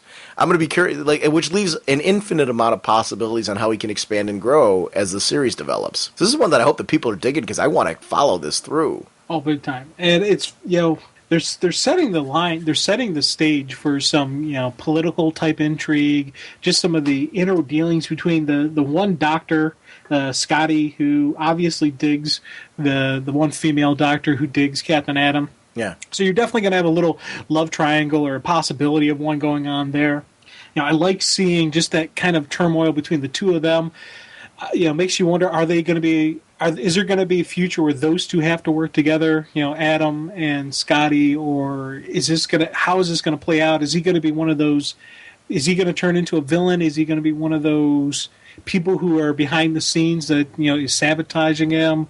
What's going to happen there? And that's, when you start introducing characters like that gets you thinking. As I say, I'm thinking off page on this title already. I'm thinking about possible future story arcs that could come down the line. And you get stuff like that, and it gets you thinking and gets you wondering. And that, for me, is always a sign of a good book. And that's why I said it's rising on my stack. I'm thinking outside the box on this one. I'm thinking non-issue related stuff. Just, what about this? Hey, what about this? I wondered this. It's, definitely one of those things that has me going, This is a top quality produced title that every issue now, the first two issues, and I can see this happening with issue 3. Like, I can't wait for issue 3 now. Yes. I'm chomping at the bit. I was the same way with issue 1, but it's even more so with issue 2. I could see this one being, if it continues to be developed with this kind of quality, this being one that just every issue inches up higher and higher in my reading. Because I'm starting to care about this character. I'm really starting to care about a Captain Atom book. I mean, heavily care about a Captain Atom book. This is cool. Yeah, and I did chuckle that there's a couple little, funny little one-liners thrown in throughout this. One, just Adam dealing with Scotty, but also that whole, bit where they're going back and forth with what should they do with him, where would they go, and he's like, where would he go? And he's like, what about Mars? He kind of looks like an alien, and I chuckled with that, just especially because of the whole Dr. Midnight thing, him running off to Mars. I was like, oh, okay. Dr. Manhattan. Right. You said Dr. Midnight. I did? Yeah. Sorry. That's okay. But you're right. I mean, that's one of those things where it's kind of a nice little nod back to Watchmen and all that. And there is a connection with this character to Watchmen, which, people, that's not a bad thing. That was originally the intention. And it's kind of nice to see them taking this concept and reworking it, because this isn't cookie cutter to that. Sure, it takes elements from that, but this is a very different man. And it's kind of cool to see. This is kind of like, what if it had been him? Now we're kind of getting the opportunity to see with what if it had been Nathaniel Adam instead of Dr. Manhattan, who this happened to. And that's one of the things that I'm really liking about it is, wow, after all these years, we finally get to start seeing this. It's a cool concept and a cool idea to bring into play, because it was originally supposed to be Captain Atom. So, cool.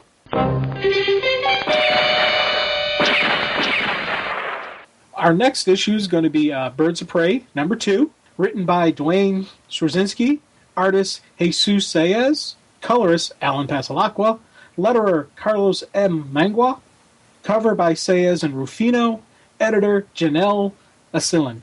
This was And one I of those. apologize. No, yeah, we were both laughing about this one. I'm like, there's no way either of us would have gotten any of those right, except for Alan, obviously, because we know. Yeah, we got Alan. Yeah. We got one. We're in big trouble if we get that one wrong, because we should know him by now.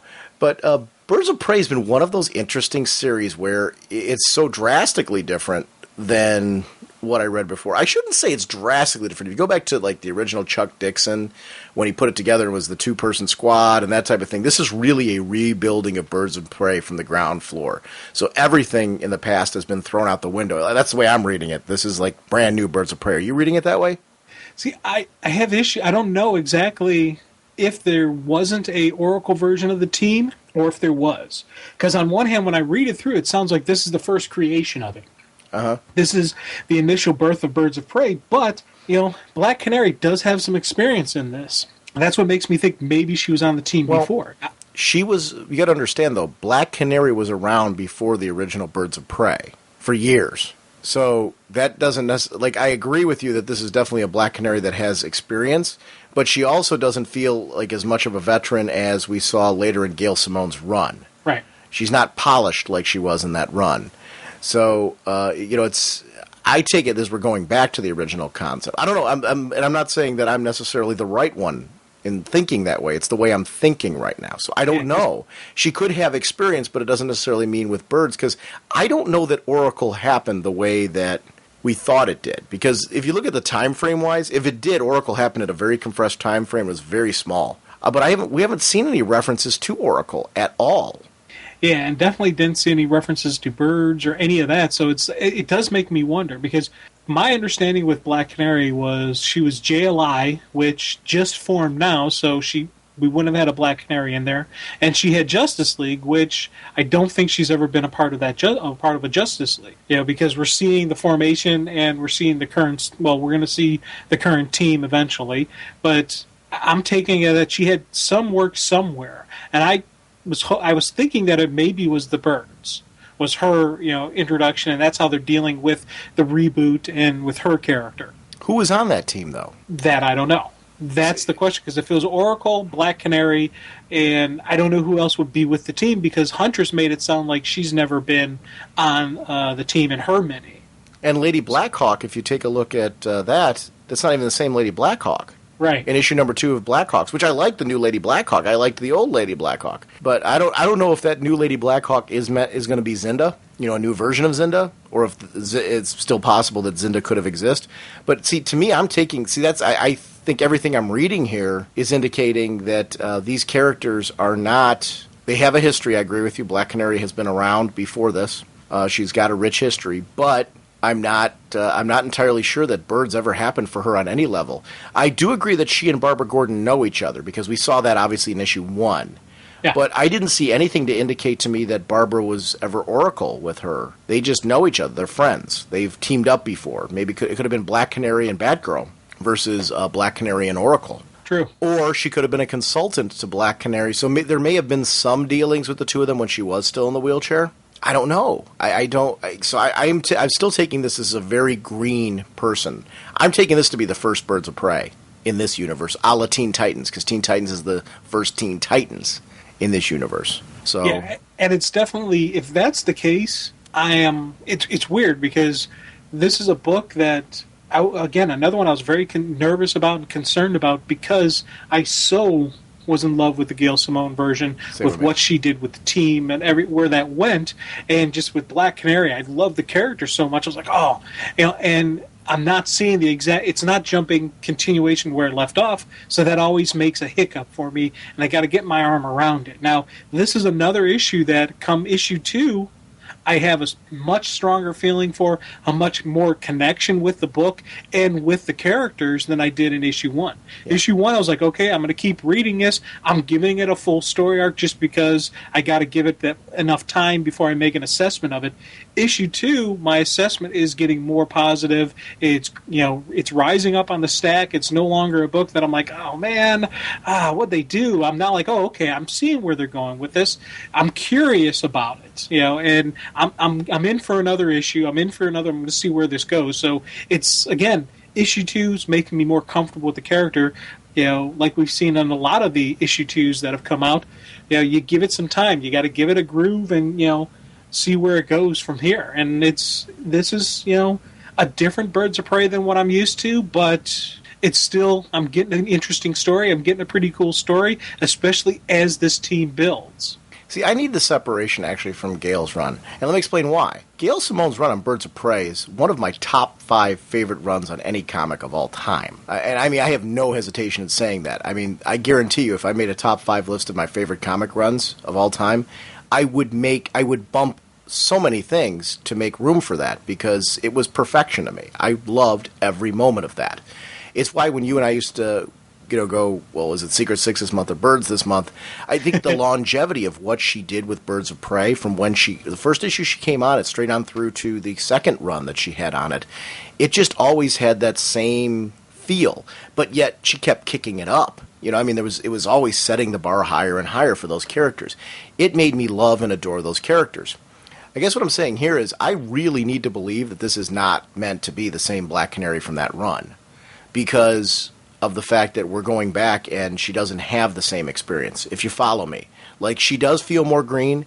To say that all that stuff happened to her and have her feel like this doesn't make any sense to me. So I'm choosing to believe right now, until I see otherwise, that this is as if it never happened for her. And we're seeing the development of this character with this new team. And I'm fine with that.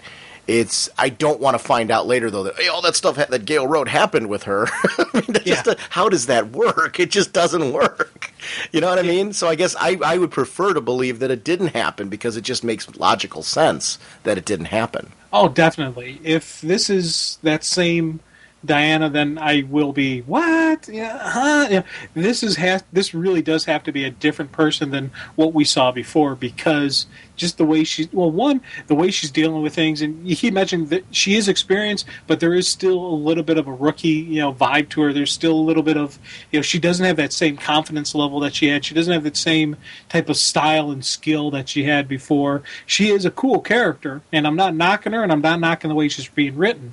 And I like seeing, her throw down as a great blend of martial artists, and she's doing some serious butt kicking, and then bam, she drops a canary cry, and she's like, most people, and I love the inner dialogue that said most people don't expect accomplished martial artists to have a meta power as well. And I'd love seeing her use that in there, where it wasn't just step out, start screaming, and blow things up. No, she's going to throw down, she's going to get her knuckles bloodied, and then as she needs it, bam, she drops the heavy artillery. I'd like seeing that style and that type of character in her.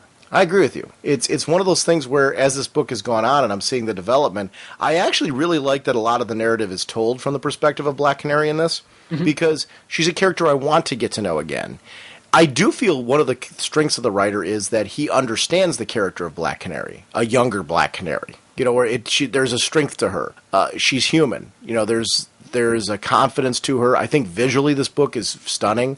I really like the costumes. Like, I was concerned about, how am I going to feel about these costumes? On the interiors, I think the costumes look just great. I don't mind that they're different than before, because this is meant to be a relaunch of the team. And this Starling character, I think, is really neat. I like Katana's new look. It kind of adds a little bit to the crazy that's going on. Although I think she really is hearing voices from the Sword, not because she's nuts.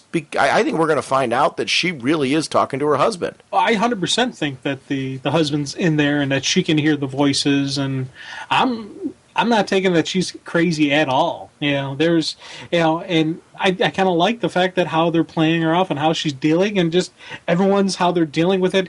With the comments about the nut jobby, and which is it, the psycho sword chick or the mystery chick? You won't tell me about. She's right behind me, isn't she? And I love just that whole play out that they did there, where she just steps out of the shadows and you see her first time in costume. That was a great play on this. See, you're actually touching on everything that I'm very into about this book. This is one that I thought I was going to hate, because I loved the old Birds of Prey so much. Because the old Birds of Prey, like I said, that run, all time, top 5 favorite runs, easily in there. So I was figuring for sure, wow, I'm really going to be, and maybe it was because I walked into this feeling that way, that I'm finding so much of what I like about the Birds concept here. The concept of Birds is you've got to have these really strong female characters who are diverse, put together, and you feel like they are butt kickers. They can handle missions just as well as any male team you'd put together. And, whether or not they're going to have male characters on the team eventually, that's great. If they do, it's fine. Doesn't matter. It's a great opportunity to spotlight some of the great female characters that are written in the DC Universe. And you need these characters. I find them interesting because they view things differently. They're going to present themselves differently. They're going to view males differently. I like that. I mean, there's something cool about getting in the head of Black Canary and journeying along with her.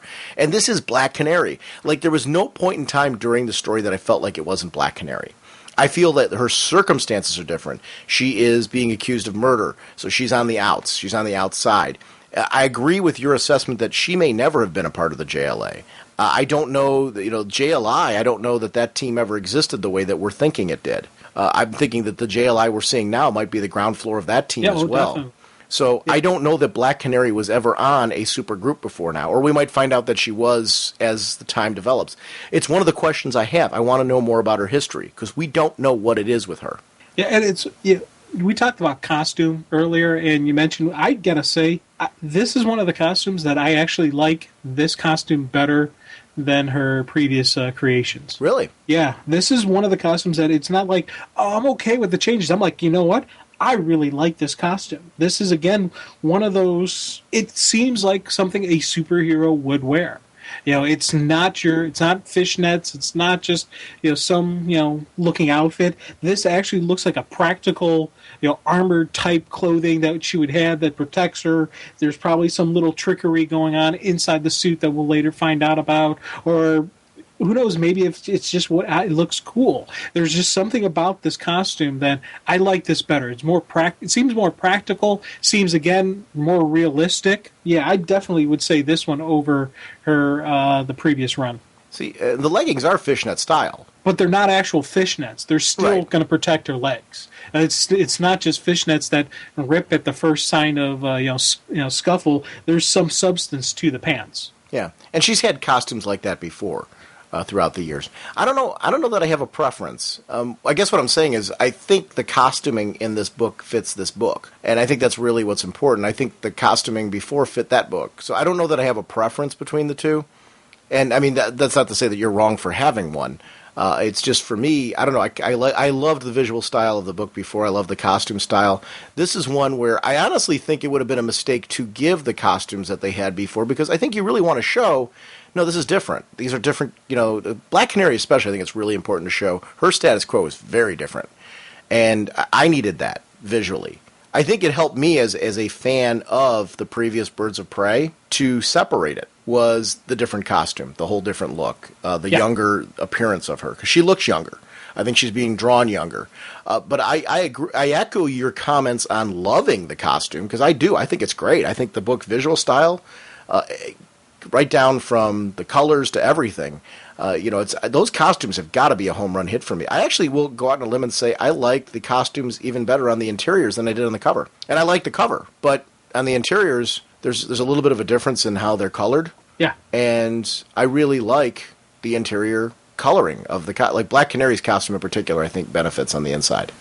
Well, it could be because of the nighttime shadowing and just maybe this is more of a stealth mission, so this is more of the stealth costume, or it could just be different colors, different coloring, or where they're going. But I do agree, I like the inside, just how she looks inside better than the cover. Yeah, it's not that I dislike the cover. I think the cover looks sharp, but on the inside I'm like, wow, this looks really cool in here. Yeah. So, I mean, that's just, it's personal preference for me, because the leggings are a little darker. The armor, whatever you want to call it for her, is a little darker on the inside. I like that look better.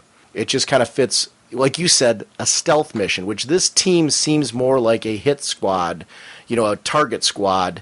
I always liked the Birds of Prey as a squad concept. I think they're the type of team that operates under the radar. And we saw Oracle back in the previous series take the team back under the radar. That was part of the whole point of Death of Oracle. And I think this book is nailing that aspect of it. Their reason for being under the radar is different. Black Canary has no choice but to be under the radar.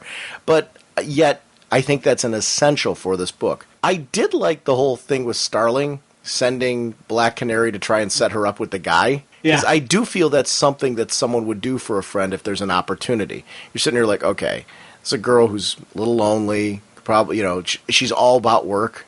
Let's get her some fun, in there somewhere. Maybe, and this is a nice guy, somebody who I'd approve of. It's Starling in many ways. You see her as being like this happy-go-lucky person, but yet we learned something new about her there. She's trying to take care of Dinah at the same time. I think so. There's a friendship here, and it added to me a compassion for Starling. I'm starting to like Starling, whereas before I was kind of like, I don't know about her, because I think I was so looking for my old squad for Birds of Prey. Yeah. So now that I don't have my old squad, I'm looking at Starling and going, okay, wait a minute, I'm starting to like this character. So it's and I think it was a good choice. Yeah, I liked Dinah's inner dialogue as this is going on, where she's like, oh, God, yeah, I can see what you're doing. But just that last ending panel is like, that's right, Diana, stick to business. He asks you out, you're telling him you're dating Eve. I thought that was just a funny little ending to it. And you see her just go right into, trying to keep it business mode, trying to keep it professional. But again, fun stuff with it. Here's the funny reality about all that, though. That wouldn't stop most guys. Oh. So I don't know would encourage him. I don't know that that's necessarily such a good strategy. But it was very real. I mean, that would be a good one. He would at least be taken aback by it. So it was kind of cool. What do you think about the whole Poison Ivy addition onto the team? You know what? That's cool. Poison Ivy is a fun character that I've enjoyed, and I'd like to see her in this universe, see what they do with her. And I like that Starling's looking at her like, what, are you nuts? Because the two of them are immediately, both Katana and her, are ready to go. Yeah. And they're assuming that she's a bad guy. She's somehow associated with these guys that they've just captured. It's the presentation of her. I would be too. I love that both of the other two are immediately at ready. Dinah's even shocked because she wasn't expecting her there. Because her line, with saying, easy guys, I invited her. So Poison Ivy, I suppose, is a yes. But I loved in the first panel where she sees that, she wasn't expecting it. That was a really good artistic detail in that moment, to see Dinah's initial reaction. Because seeing that next page, I'm like, oh, that is really cool, realistic. I like tiny details like that. I'm into that whole thing. I love the visual look of her garden, as we were doing it.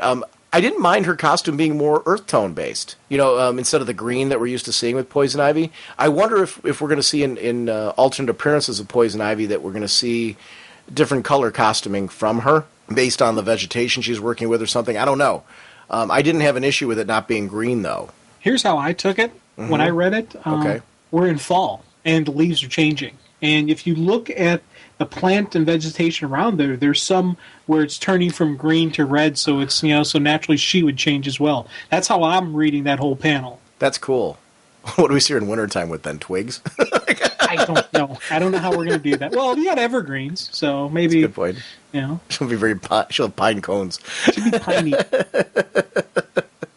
I don't know. I didn't see it that way, but now that you're saying it, I'm like, that makes a lot of sense. So I don't know. Maybe that's what it was. It looks good. That's as good of an explanation as any that I would see. I liked it. I liked that they were realizing that out of these invisible guys, they needed to capture one in order to start getting some real information.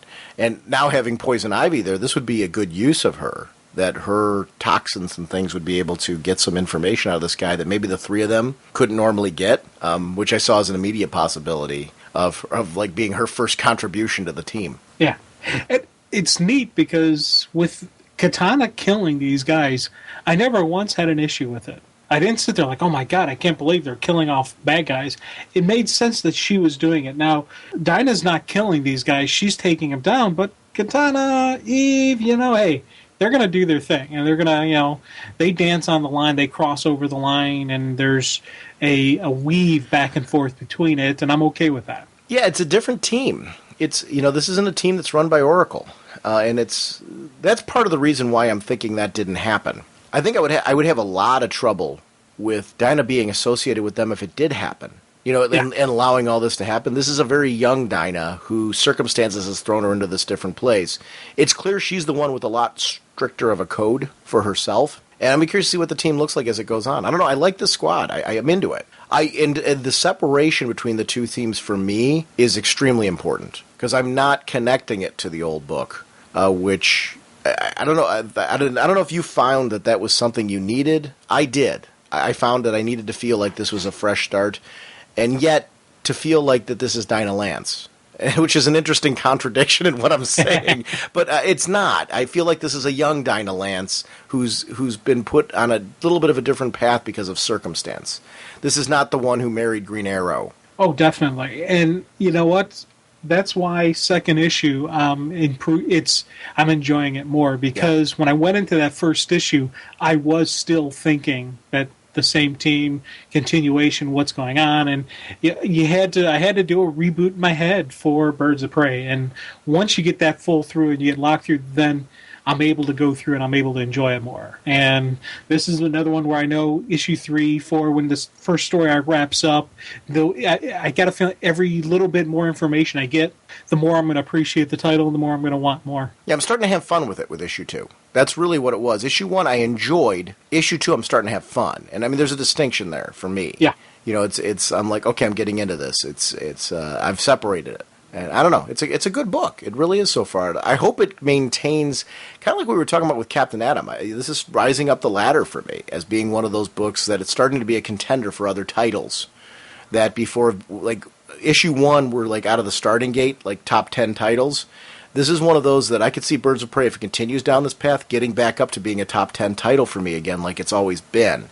I think, and I do think the separation is an important distinction for me, because I do, if I find out that like that run happened, these characters will be like, no, you got to be kidding me. There's no way that Dinah Lance went through all that and she winds up this way. Yeah. But on the other hand, I could see her starting from ground zero and going down this path and becoming the Dinah that we know and love. So, I don't know. Fun book. Holy caffeine! Jim, our next episode, we're talking more comics, but I definitely want to shout out our show sponsors, DCBService.com and InStockTrades.com. Once again, DCBService.com is offering that amazing the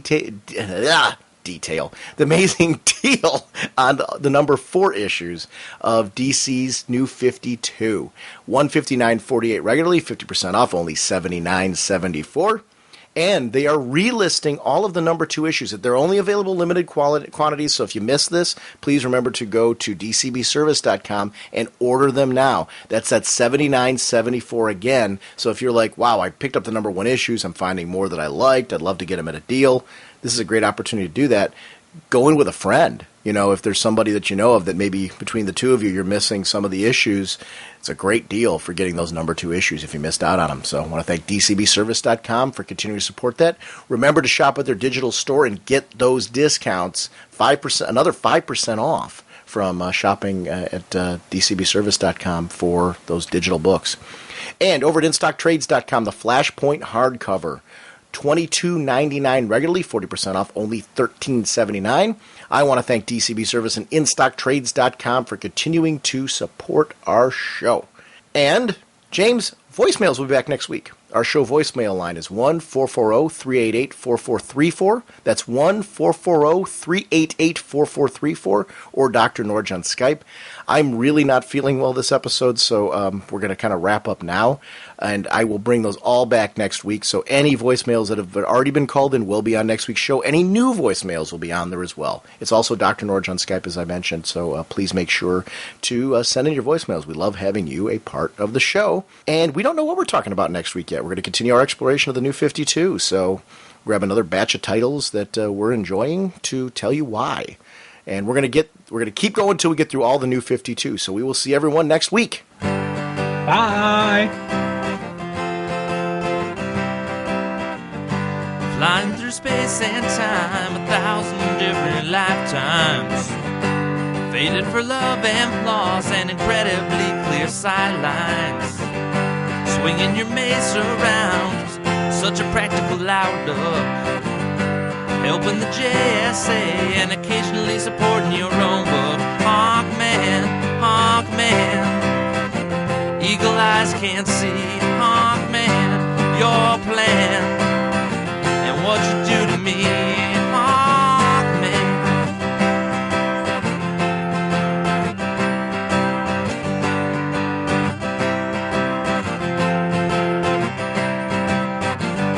The villains are closing in, be they Thanon Guard or Egyptian, working so hard to thwart you and Hawkgirl's mission.